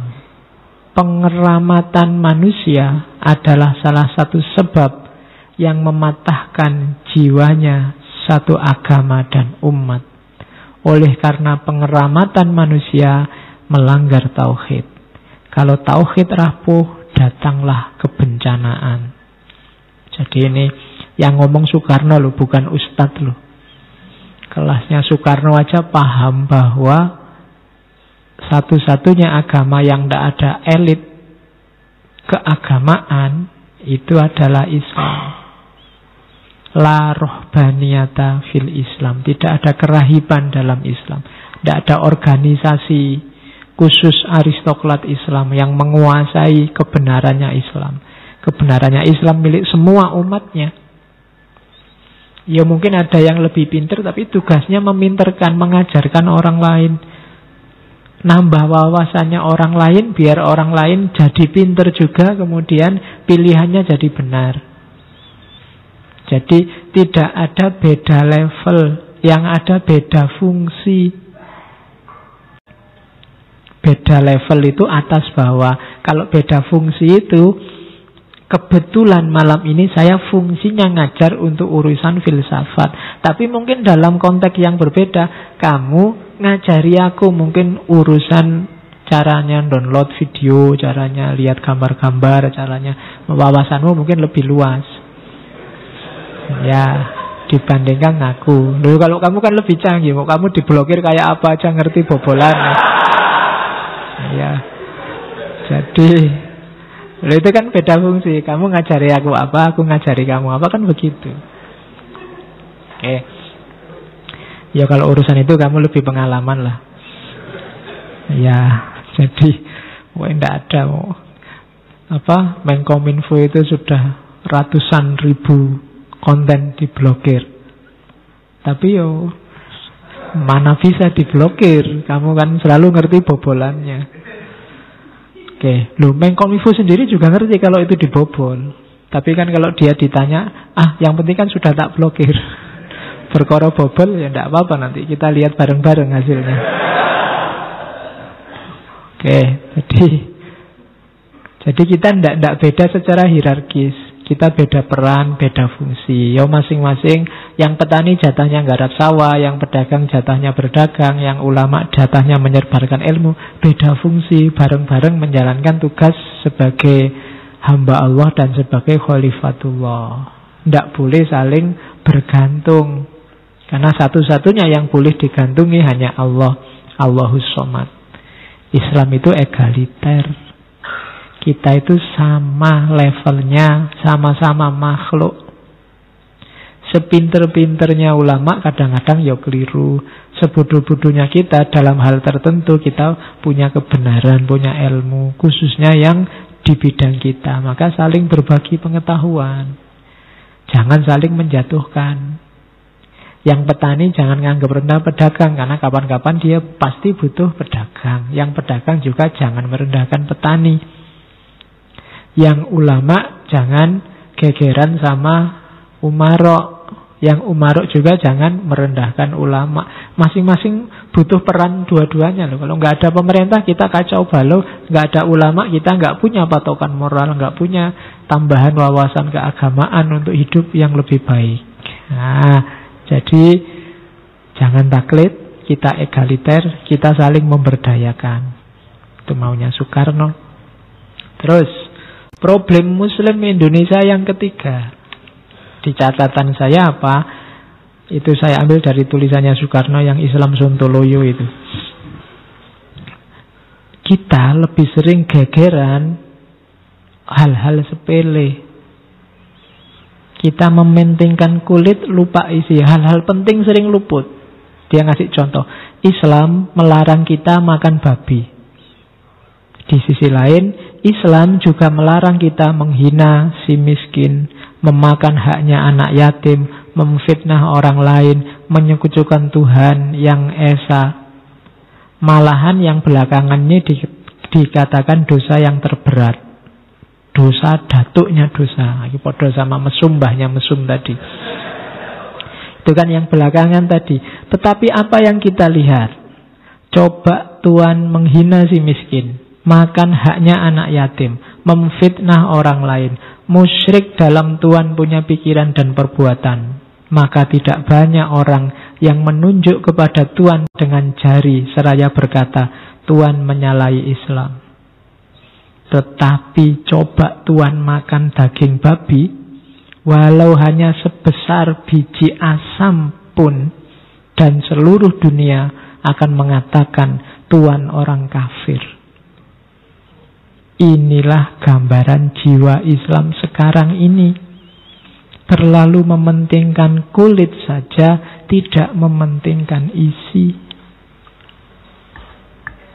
Jadi katanya Soekarno, orang Islam itu kalau hal-hal sepele, hal-hal kecil-kecil itu hebohnya luar biasa. Tapi begitu urusan-urusan penting, krusial, esensial, tidak heboh. Kalau ada orang miskin di kalangan kita, umat Islam, ya kita anggap ya sudahlah. Padahal kita punya tanggung jawab loh kalau ada fakir miskin di kalangan kita. Seandainya nggak ada yang bantu, nggak ada yang ribut, dianggapnya urusannya sendiri-sendiri. Tapi begitu ada yang makan daging babi, rame kasusnya. Begitu ada yang lupa pakai jilbab, rame. Begitu ada cowok cewek kok boncengannya tidak miring, tapi terus kita diskusinya rame, luar biasa. Kan kita selalu begitu yang bikin kita rame. Kan ada itu aturan yang kalau boncengan cewek tidak boleh megagah, harus miring. Dan yang kayak gitu, saya katanya tidak salah itu, cuma ada yang lebih wow, ada yang lebih besar, tapi kita cuekin, lebih esensial. Yang dari situ akan kelihatan betapa Islam itu luar biasa, rahmatan lil alamin, daripada sekedar urusan makan daging babi kah? Jangan-jangan kita tadi kesenggol sama anjing lewat kah? Jangan-jangan itu yang kita sering hebohkan di situ. Jadi problem kita ini hari ini, kita gegeran tiap hari itu kebanyakan urusan kulit, bukan urusan isi, bukan urusan yang esensial. Nanti banyak contohnya dari Soekarno. Terus ini lebih dahsyat lagi kalimatnya, saya baca semua. Betapa gara-gara urusan kulit tadi, terus kita jadi layu, lenyap roh Islam yang luar biasa itu. Kita tidak ingat bahwa masyarakat itu adalah barang yang tidak diam, tidak tetap, tidak mati, tetapi hidup mengalir, berubah senantiasa, maju, dinamis, berevolusi. Kita tidak ingat bahwa Nabi sendiri telah menjadikan urusan dunia, menyerahkan kepada kita sendiri urusan dunia, membenarkan segala urusan dunia yang baik dan tidak nyata haram atau makruh. Katanya Soekarno, hidup ini dinamis. Kalau urusan dunia, itu kan Nabi sudah menyerahkan sama kita. Dan kita nggak perlu ribut kalau tidak jelas haram atau makruh. Cuma kita tadi sering ngurus yang kulit-kulit. Kita royal sekali dengan perkataan kafir. Kita gemar sekali mencap segala barang yang baru dengan kafir. Pengetahuan barat, kafir. Radio dan kedokteran, kalau hari ini imunisasi, kafir. Sendok dan garpu dan kursi, kafir. Tulisan Latin, kafir. Bergaul dengan bangsa yang bukan bangsa Islam, kafir. Ini dulu ya, zaman Soekarno hidup. Kalau sekarang mungkin tidak ada bedanya. Oke. Padahal apa yang kita namakan Islam hari ini ternyata bukan roh Islam yang berkobar-kobar. Soekarno ini penggemar bukunya Amir Ali, Api Islam. Bukan amal Islam yang mengagumkan, tetapi dupa, karma, jubah, celak mata. Siapa yang mukanya angker, siapa yang tangannya bau kemenyan, siapa yang matanya dicelak dan jubahnya panjang, siapa yang menggenggam tasbih yang selalu berputar, dialah yang kita namakan Islam. Kita hanya lihat kulit. Islam yang paling serius di kepala kita adalah yang pakai jubah, pakai surban, matanya pakai celak, jubahnya panjang, mambu kemenyan. Itu bau kemenyan. Mungkin sekarang enggak lah ya, sekarang kan sudah parfum, enggak lagi bau kemenyan. Astagfirullah, istighfar loh Soekarno. Iya, Soekarno aja sampai istighfar, masa kamu enggak? Inikah Islam? Inikah agama Allah? Ini itu tanda tanya. Yang mengkafirkan pengetahuan dan kecerdasan, mengkafirkan radio dan listrik, mengkafirkan kemodernan dan keabtuditan. Yang mau tinggal mesum saja. Oh, itu bolak-balik mesum, mungkin dulu banyak kasusnya. Iya.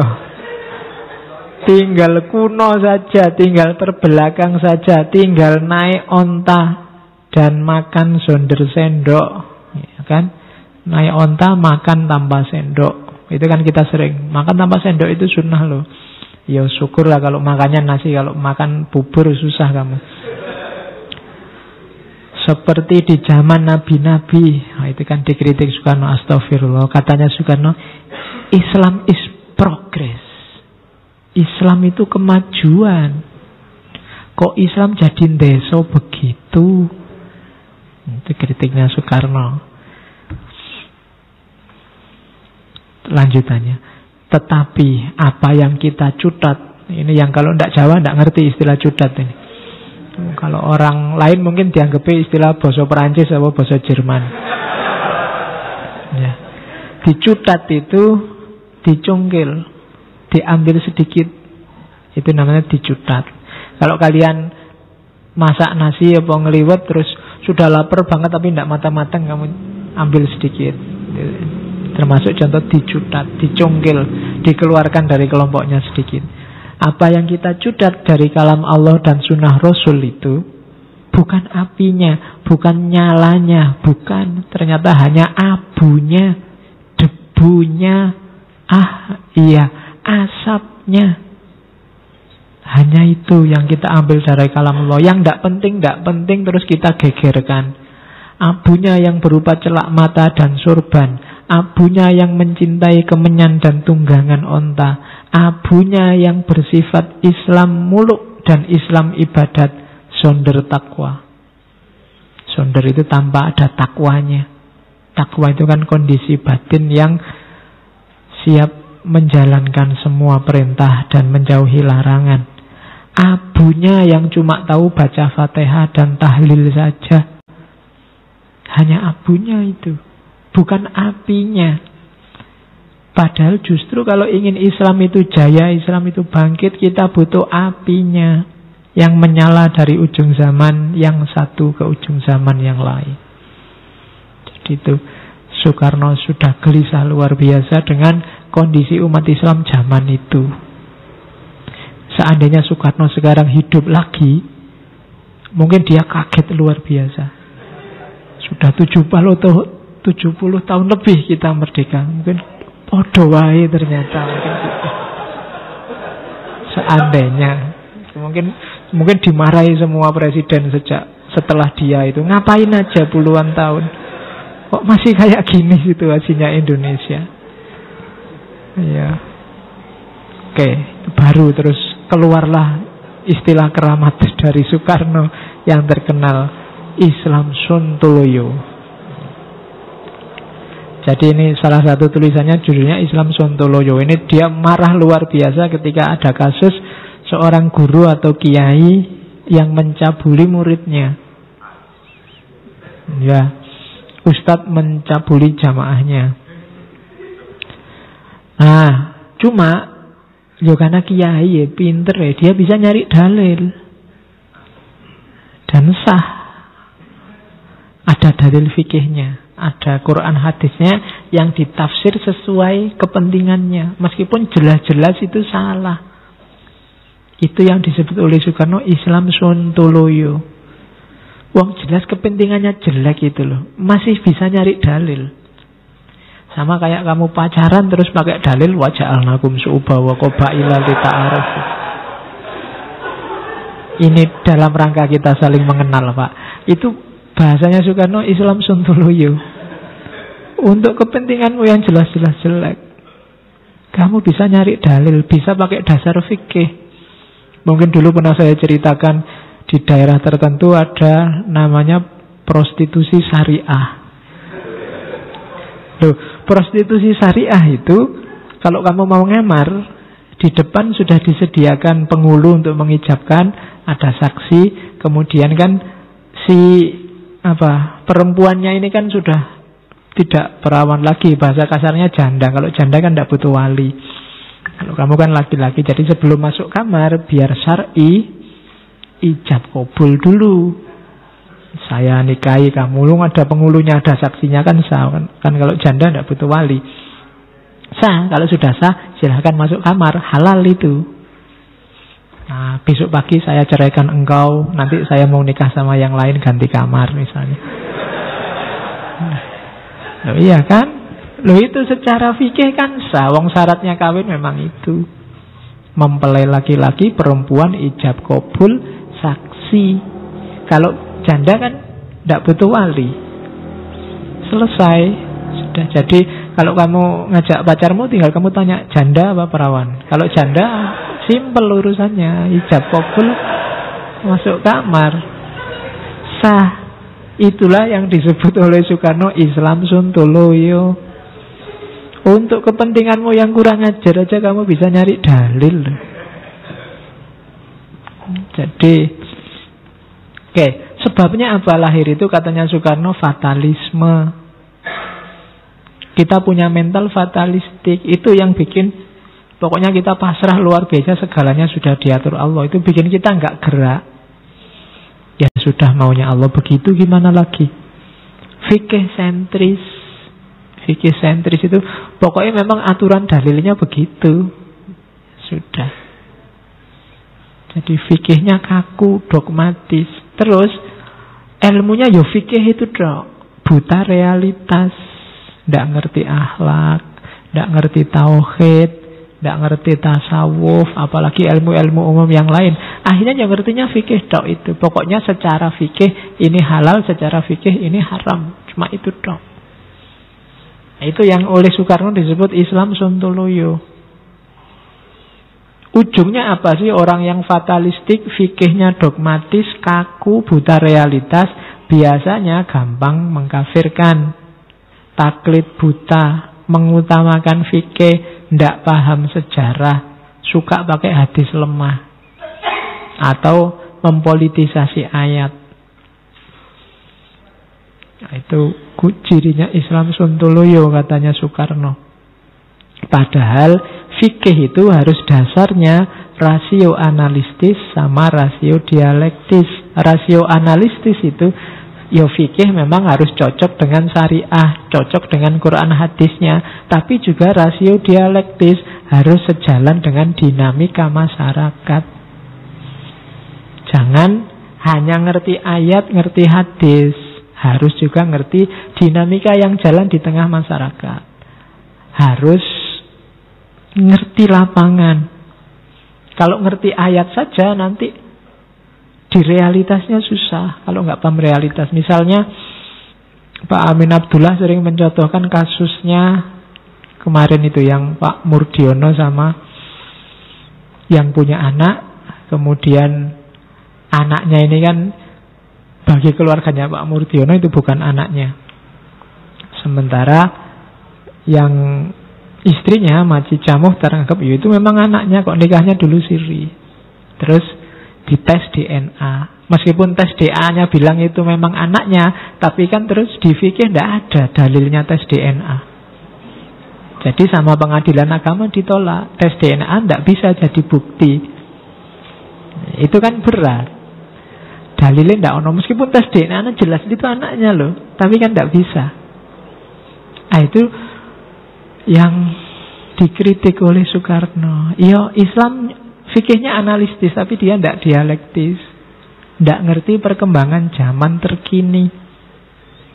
Nanti ada contoh perkembangan zaman dari Soekarno. Jadi intinya katanya Soekarno apa? Islam is progress.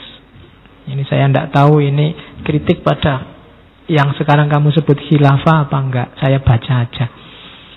Islam harus berani mengejar zaman. Bukan 100 tahun, tetapi 1000 tahun Islam ketinggalan zaman. Kalau Islam tidak cukup kemampuan buat mengejar 1000 tahun itu, niscaya ia akan tetap hina dan mesum.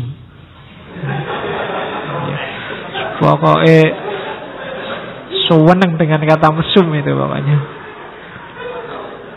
Oke. Bukan kembali pada Islam glory, kejayaan Islam maksudnya, yang dulu. Bukan kembali pada zaman khalifah, tetapi lari ke muka, lari mengejar zaman.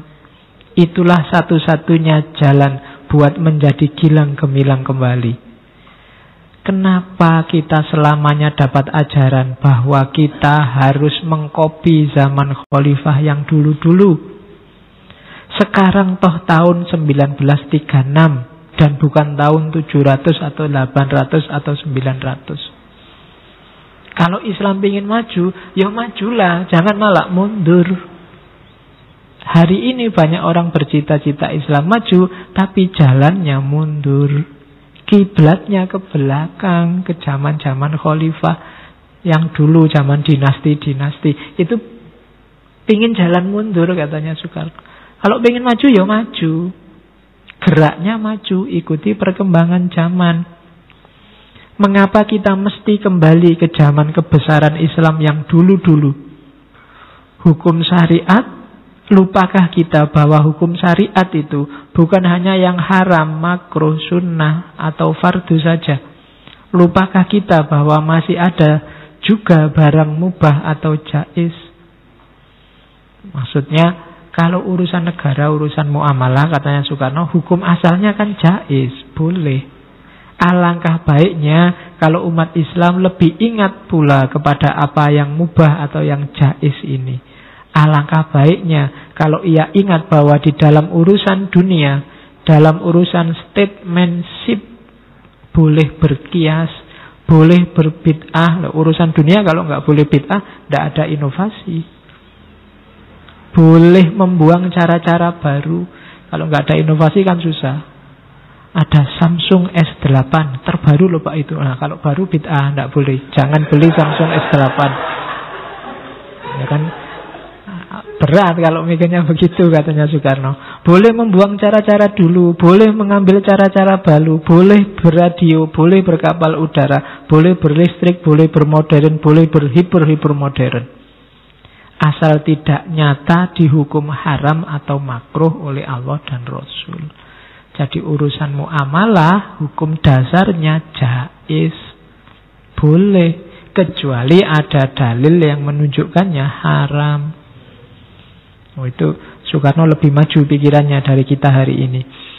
Adalah satu perjuangan yang paling berfaedah bagi umat Islam, yakni berjuang menentang kekolotan. Kalau Islam sudah bisa berjuang mengalahkan kekolotan itu, barulah ia bisa lari secepat kilat mengejar zaman yang 1000 tahun jaraknya ke muka itu. Perjuangan menghantam ortodoksi ke belakang, mengejar zaman ke muka. Perjuangan inilah yang Kemal Atatürk maksudkan. Saya tadi bilang di antara idolanya Kemal Atatürk yang melakukan sekularisasi besar-besaran di Turki. Tatkala ia berkata bahwa Islam tidak menyuruh orang duduk termenung sehari-hari di dalam masjid, memutarkan tasbih, tetapi Islam adalah perjuangan. Islam is progress. Kalimatnya lagi, Islam itu kemajuan. Oke, sudah bisa dipahami. Dia ngasih contoh ini loh, ini luar biasa. Pada suatu hari saya punya anjing menjilat air di dalam panci di dekat sumur. Saya punya anak, ini saya tidak tahu ini gaya bahasa Indonesia dulu kan sering begitu. Saya punya anak, saya punya teman, saya punya anak. Ratna Dwami berteriak, papi, papi, si ketuk menjilat air di dalam panci. Saya menjawab, buanglah air itu dan cucilah panci itu beberapa kali bersih-bersih dengan sabun dan kreolin. Ratna termenung sebentar, kemudian ia menanya, tidakkah Nabi bersabda bahwa panci ini mesti dicuci 7 kali, di antaranya 1 kali dengan tanah? Saya menjawab, Ratna, di zaman Nabi belum ada sabun dan kreolin. Nabi waktu itu tidak bisa memerintahkan orang memakai sabun dan kreolin. Muka Ratna menjadi terang kembali. Malam itu ia tidur dengan roman muka yang seperti tersenyum, seperti mukanya orang yang mendapat kebahagiaan besar. Oh, ini bagi saya luar biasa kalau hari ini tetap dimarahi orang banyak. Ya. Tapi sebenarnya kalau wawasanmu luas, pandangannya Soekarno ini tidak sesuatu yang baru luar biasa. Mencuci najisnya anjing dengan tanah itu yo ikhtilaf di kalangan ulama. Nanti yang ngaji Kifayatul Ahyar mesti ketemu. Sifatnya ikhtilaf. Ada yang bilang harus pakai tanah. Ada yang bilang tidak harus. Kayak wudu itu, istinja itu kan pakai batu, tapi tidak harus. Kalau ada gantinya ya boleh. Ada yang bilang selama masih ada tanah harus pakai tanah, tapi kalau tanah susah dicari, ya sekarang kan tanah mahal. Ya, kalau susah nyari tanah, maksudnya sekarang kamu hidupnya di hotel apa di mana? Kalau di kota-kota besar hari ini kan semuanya sudah di paving, sudah di itu, susah nyari tanah. Itu boleh.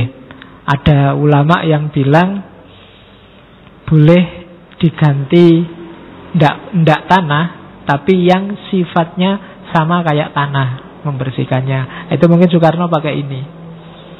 Toh sabun sama kreolin bisa. Terakhir ada yang bilang kalau ditakutkan pakai tanah merusak yang dicuci, ndak pakai tanah ndak apa-apa. Misalnya kalian bajumu sudah jelek, tipis, dicuci pakai air berapa hari bubar, pakai tanah lagi. Itu bisa sobek semua bajumu. Itu ndak pakai tanah juga ndak apa-apa. Lo ikhtilaf lo di kalangan ulama. Makanya saya sering tekankan, tambahlah ilmumu biar ndak gampang ngamuan. Ini kamu membaca Soekarno tadi awalnya kan kayak kaget, loh masa boleh diganti, itu kan fikihnya. Enggak, ikhtilaf di kalangan ulama. Ya monggo kamu mau ambil yang mana asal tahu dasarnya, kan itu. Oh, itu Soekarno lebih maju berarti dari kita. Termasuk kalian yang tadi kaget, masa boleh. Meskipun ini nanti didebat luar biasa oleh Pak Nasir. Kapan-kapan kita ngomong beliau tentang Pak Nasir. Jadi itu contoh Soekarno.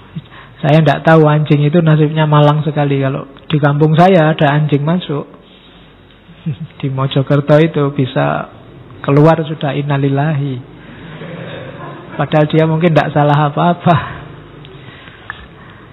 Oke, saya ingat ceritanya Abu Yazid Bustami itu kan. Satu ketika dia pakai jubah mau ke masjid, ada anjing hitam datang mendekat ke dia. Langsung jubahnya diangkat. Nanti kalau kesenggol anjing gawat. Jubahnya diangkat. Begitu jubahnya diangkat, ada suara, wahai Abu Yazid Bustami, badanku kering dan aku tidak akan nyenggol dirimu. Kok kamu ngangkat jubahmu itu? Abu Yazid Bustami heran, ini suaranya siapa? Jangan-jangan suaranya anjing. Oh iya, suaranya anjing. Apa maksudmu, Su?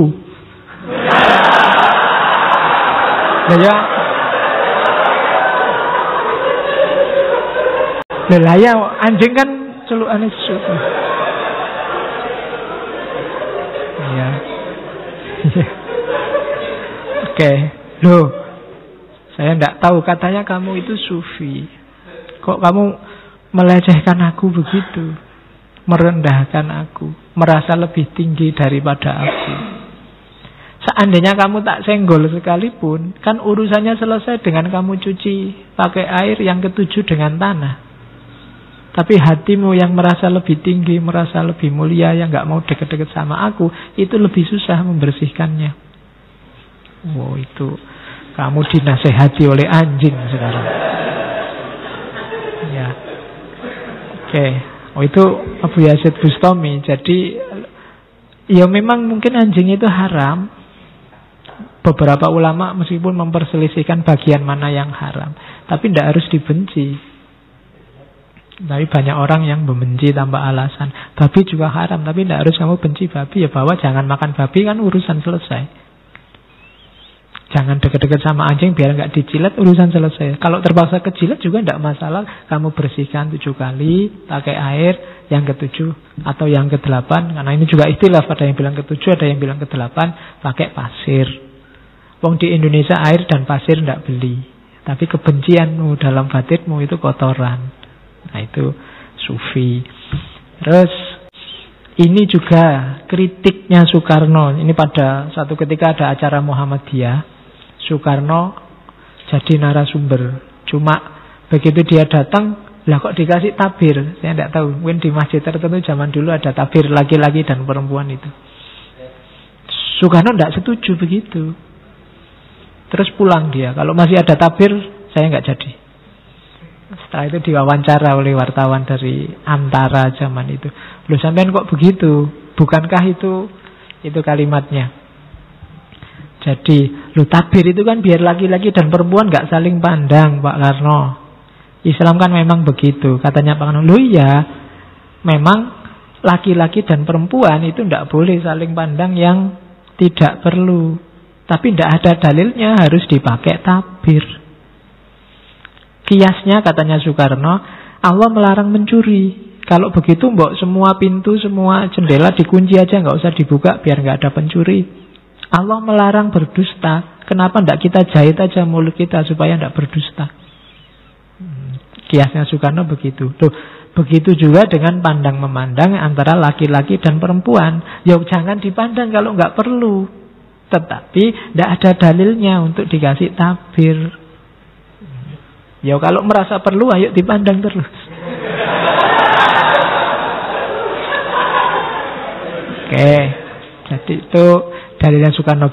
Bagi Pak Karno itu simbol perbudakan perempuan. Simbol perempuan di kelas 2-kan. Maunya Pak Karno, renggang tidak apa-apa, tapi jangan dikasih tabir dong. Nanti yang perempuan nggak ngerti kiainya yang mana, itu yang ngomong kok cuma kedengaran suaranya. Kan sering begitu. Enak yang laki-laki jelas di depannya, ngelihat ekspresinya. Ini sedang marah, apa sedang ngantuk, apa sedang kelihatan. Yang perempuan sana nggak kelihatan, dikasih tabir. Nah itu dikritik oleh Pak Karno. Lo memang tidak boleh memandang perempuan yang bukan muhrim tanpa ada kepentingan. Kalau itu ada dalilnya, tapi ngasih tabir tidak ada dalilnya. Maka Pak Karno tidak suka. Nah itu, ya monggo kalian setuju yang mana. Tapi seperti itulah tipe berpikirnya Pak Karno. Terus Pak Karno termasuk yang inginnya Islam itu jaya di bidang sains. Demi Allah, Islam sains bukan hanya pengetahuan Al-Quran dan hadis saja. Islam sains adalah pengetahuan Al-Quran, hadis plus pengetahuan umum. Orang tidak akan dapat memahami betul Al-Quran dan hadis kalau tidak berpengetahuan umum. Walau tafsir Al-Quran yang masyhur dari zaman dulu, yang orang sudah beri titel keramat, seperti tafsir Al-Bawawi, tafsir Al-Baidawi, tafsir Al-Masyari. Saya tidak tahu kita yang ngaku intelektual muslim pernah tidak nyenggol kitab-kitab ini. Soekarno kan bukan intelektual muslim menurutmu, tapi beliau masuk ke sana. Masih bercacat sekali.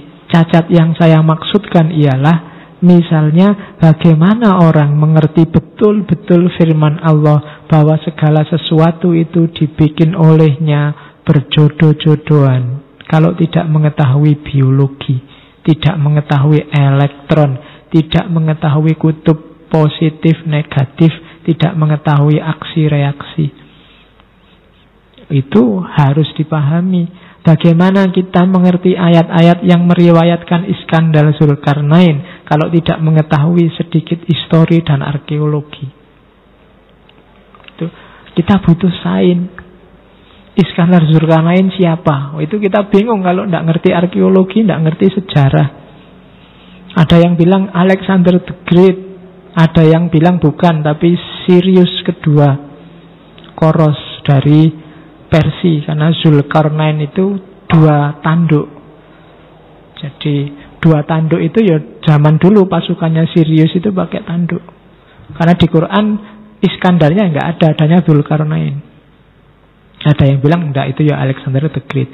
Orangnya siapa, kapan? Nanti beberapa ulama bilang enggak mungkin, dua-duanya kafir, wong ini Islam kok. Ada yang bilang begitu. Loh, perdebatan.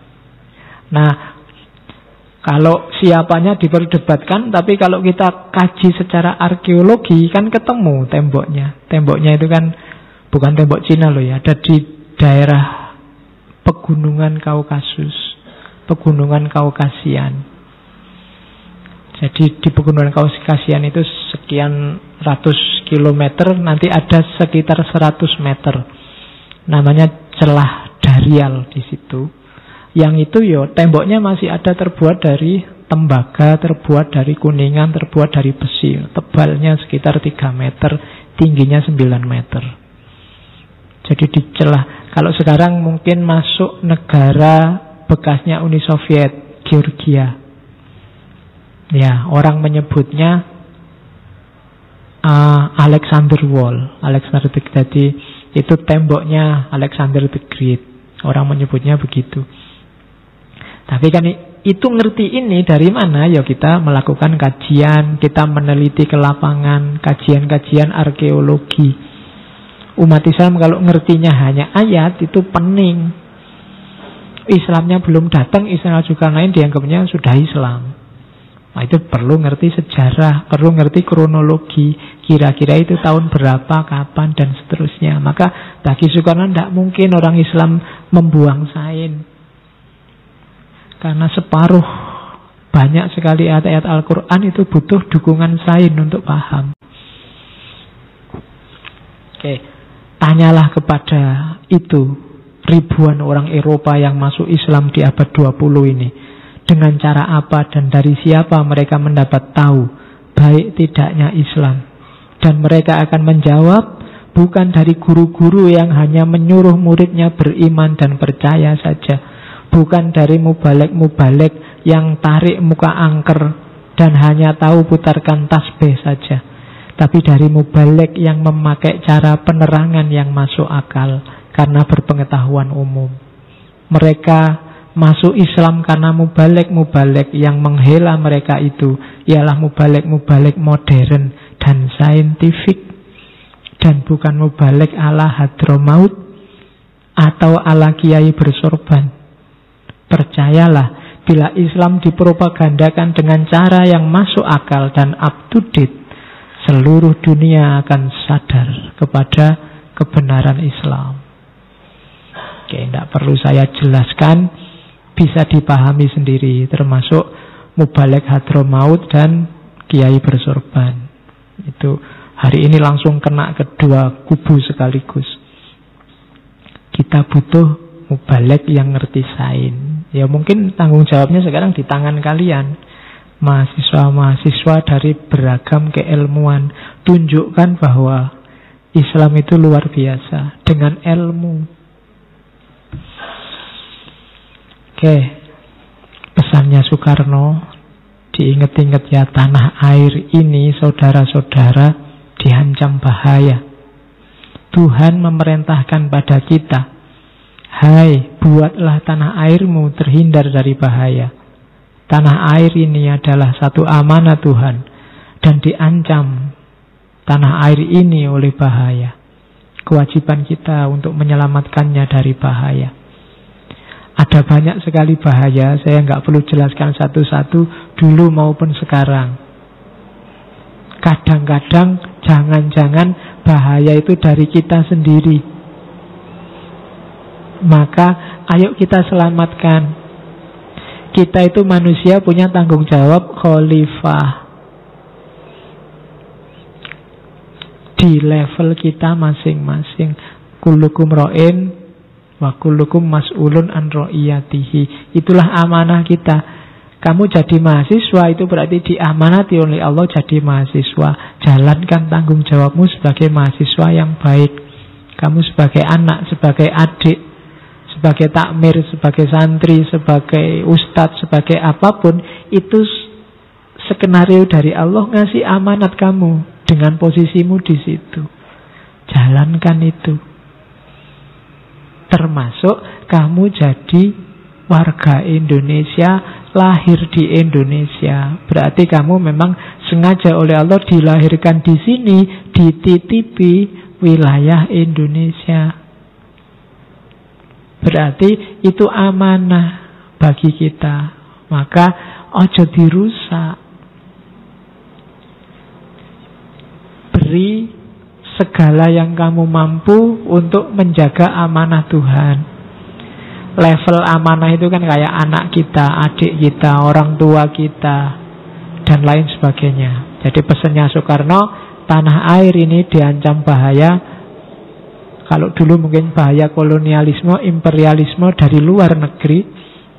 Nah sekarang mungkin bahayanya masih mirip, tapi aktornya sudah beda. Maka hati-hati menjaga amanah Tuhan ini. Kita harus berjuang. Meskipun sukses tidaknya ya serahkan pada Allah. Oke, terakhir saya suka quote-nya Soekarno ini, dulu pernah saya bawa juga. Ada saatnya dalam hidupmu engkau ingin sendiri saja bersama angin, menceritakan seluruh rahasia, lalu meneteskan air mata. Tuh, maknanya luar biasa. Setiap kepala bisa menafsirkan sesuai versinya sendiri kalimat itu. Tapi memang dalam hidup kamu harus ada waktu untuk sendiri. Kalau dalam agama kamu disuruh tafakur, disuruh muhasabah, disuruh mengevaluasi. Dulu Nabi Muhammad dalam waktu tertentu selalu melakukan ini di Gua Hira. Nah sekarang berarti memang manusia perlu ini, perlu menjauh sebentar dari keramaian. Kalau kamu terlibat terus dalam keramaian, kamu tidak akan bisa objektif. Kamu susah membedakan mana baik, mana buruk. Kamu susah jernih. Saya sering mencontohkan, kalau kamu ada jarak, kamu bisa lihat bahwa tiang itu warnanya hijau. Ada hijau matang, ada hijau mentah. Tapi begitu wajahmu nempel di tiang, kamu tidak akan tahu tiang itu warnanya apa. Jadi rumusnya itu. Maka ambil jarak biar objektif dalam hal apapun. Jangan-jangan kamu salah keputusan, salah ngambil kesimpulan dan macam-macam. Untuk objektif ambil jarak sebentar, dilihat. Ini teh ini warnanya coklat bener apa enggak, kan jauh dikit. Oh iya, warnanya terlalu coklat atau warnanya kurang coklat. Itu menjauh. Pacarmu itu cakep beneran apa enggak, melihatnya kan harus ada jarak. Kalau sudah enggak ada jarak, nempel, enggak ada bedanya antara yang cakep dan enggak cakep. Karena wong nempel, kalau sudah nempel kan peduli amat cakep atau enggak cakep. Cakep itu kan kalau ada jarak. Ya, maka sama pacarmu harus selalu ada jarak biar cakepnya kelihatan. Oke. Ya maksudnya bukan ke situ, maunya Soekarno. Ya muhasabahlah, pikirlah. Kalau orang sendiri itu biasanya kan terus ngerti, kok aku kemarin begitu. Atau melihat realitas Indonesia ini gimana ya, kok enggak tentrem-tentrem. Hidupku ini gimana ya, kok seruwet ini, serumit ini, dan seterusnya. Maka kalimat terakhirnya, lalu meneteskan air mata. Dan bahagialah kamu yang masih bisa menangis. Berarti perasaanmu masih hidup. Di beberapa hadis ditunjukkan bahwa mata yang tidak bisa mengalirkan air mata itu ciri dari hati yang sudah keras. Jadi tidak masalah kamu cowok punya jenggot pakai tato, usahakan masih bisa menangis melihat sesuatu yang memang perlu ditangisi. Oke, alhamdulillah sudah jam 10. Ya, semoga sudah bisa ditangkap.